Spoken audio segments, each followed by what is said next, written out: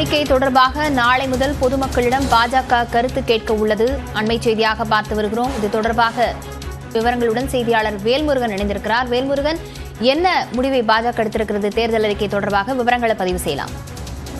லாவண்யா, குறிப்பாக நாடாளுமன்ற தேர்தலை முன்னிட்டு தமிழகத்தினுடைய பிரதான கட்சிகள் தற்போது மக்களிடம் இந்த தேர்தல் வாக்குறுதிகள் குறித்தான அந்த கருத்துக்களை கேட்கக்கூடிய பணிகளில் ஈடுபட்டிருக்கிறார்கள்.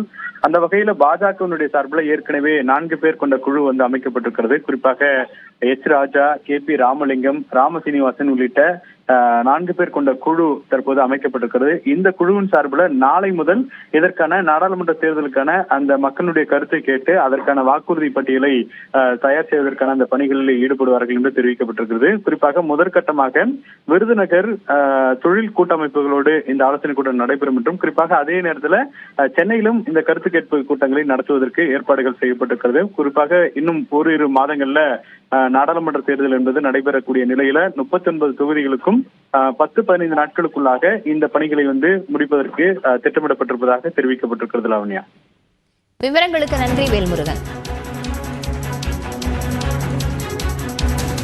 சென்னை KK